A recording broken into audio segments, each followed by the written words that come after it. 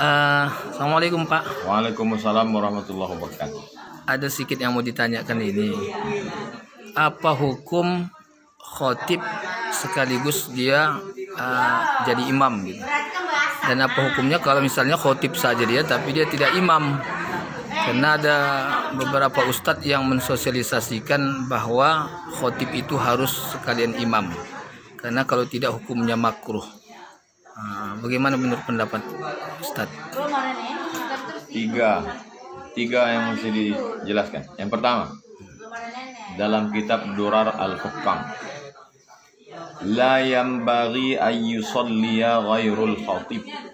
Selayaknya, sebagusnya, seeloknya yang menjadi imam itu adalah khatib. Dia khatib, dia jadi imam. Li'annal jumu'ata ma'al khutbati ka syai'in wahidin. Karena sholat Jumat dengan khutbah seperti satu kesatuan. 2 rakaat sholat dengan khutbah itu satu kesatuan, tak terpisahkan. Fala yambaghi an yuqimaha isnani. Maka selayaknya dilaksanakan 1 orang, bukan 2 orang. Ini yang pertama, seeloknya. Tapi bukan wajib. Karena kalau wajib berarti batal. Adakah mazhab yang mengatakan wajib khotib itu jadi imam? Wa khalafa fi dzalika sadatul malikiyatu. Menurut mazhab Maliki, mazhab Imam Malik bin Anas, mazhab yang kedua, zahabu ila wujubi kaunil khatibi wal imamu wahidan. Siapa yang jadi khatib wajib jadi imam. Kalau berbeda khatib sama imam tak sah sholat Jumat. Karena hukumnya wajib menurut mazhab Malik. Yang ketiga, fa in anaba ghairahu. Saya khatib lalu saya tak sanggup jadi imam. Fa in anaba ghairahu, disuruhnya orang lain, ada imam tetap di situ, jaza, maka hukumnya boleh. Sawaun syahidal khutbata am syai'an minha. Apakah dia menyaksikan khutbah itu ikut dia dari awal atau sebagian khutbah itu saja, maka boleh.